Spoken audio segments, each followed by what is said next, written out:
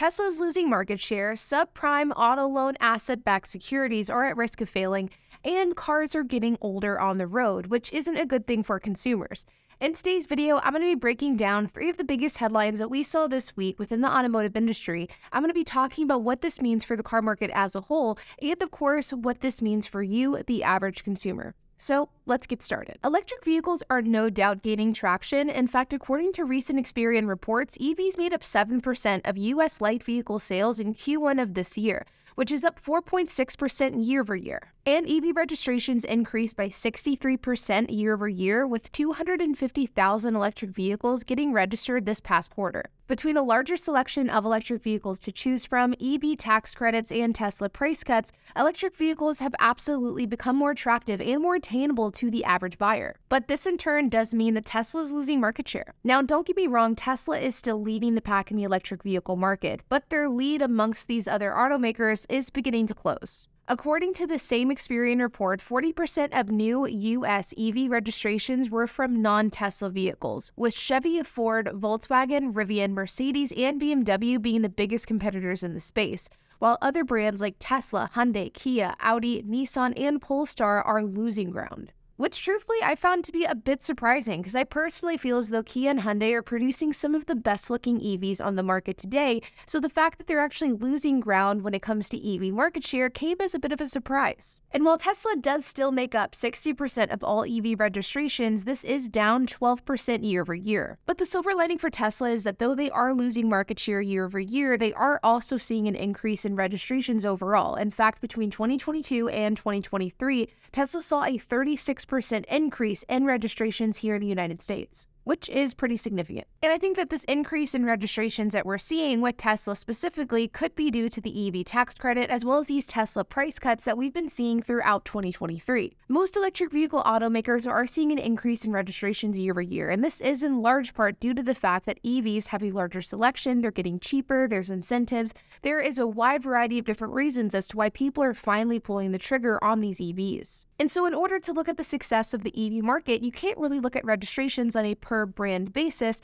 because of course we're going to see these registrations increase across most brands year over year due to the increasing popularity of EVs. And so a better way to gauge EV performance is to look at the overall registration count and total market share in the EV space. This way you can see how these different brands are competing with one another. And in the case of Tesla, though they are still in the #1 spot by quite a bit, they are beginning to lose more and more market share to these other competitors that are putting out pretty exciting cars. But now let's move on to the auto loan asset-backed securities, otherwise known as auto loan ABS. An auto loan asset-backed security is basically whenever a dealership will compile some of their debt that's in different categories, and they'll put this into a portfolio that can then be sold to a debt investor. This is known as an asset-backed security, and while we're talking about this today in the context of auto loans, this is very common in other industries as well, for example, home mortgages. And it is very common in the world of auto loans and auto financing, and it gained particular popularity between 2021 and 2022. And when it comes to auto loan asset-backed securities, they can vary in levels of risk depending on what types of borrowers are within that security. So for example, if an auto loan ABS has primarily prime borrowers, that would be considered a relatively safe investment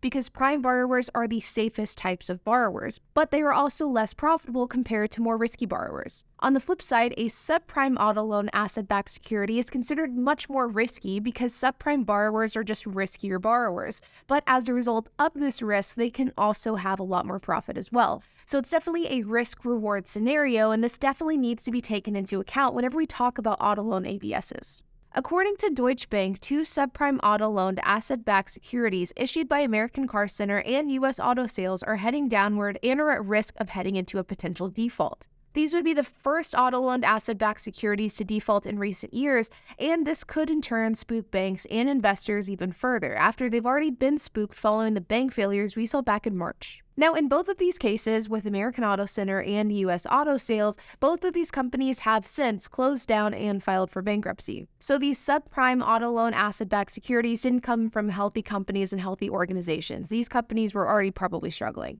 Now, while this isn't something to be overly concerned about at the moment, it is absolutely something that we should be aware of and be keeping tabs on.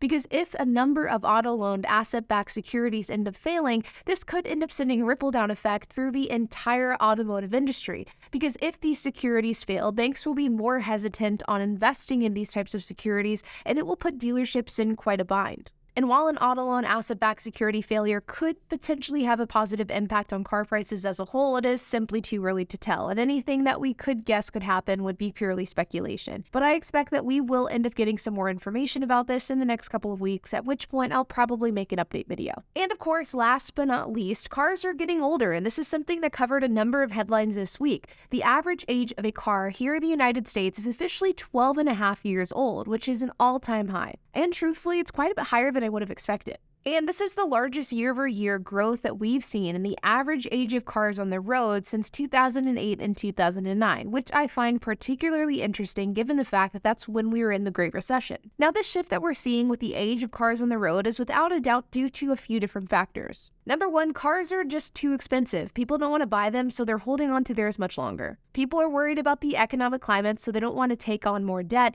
and car inventory is just now returning to normal. So over the last year, if a buyer wanted a specific car, they may have not been able to find it. But truthfully, it's predominantly due to the fact that cars are just so expensive. I was recently reading an article from Business Insider, and in this article, it had stated that roughly 20% of car buyers have been in the car market for over a year, which means 20% of people that identify as somebody who is actively looking to purchase a car have been actively searching for over a year, but because of high car prices, they simply haven't pulled the trigger. Now, unfortunately, I read this article, and then of course, whenever it came to scripting this video, I could not find that article anywhere, so if I find it during the time in which I'm editing this video, I will include that link down in the description below, but I have seen other similar data points from other studies as well. The fact is, there are a lot of people out there that are looking to buy a new car or a used one, and they simply are putting off that purchase because prices are too high, and this is in turn causing the average age of the cars that are currently driving on the road to rise up, which brings us to this 12-and-a-half-year age that we see today.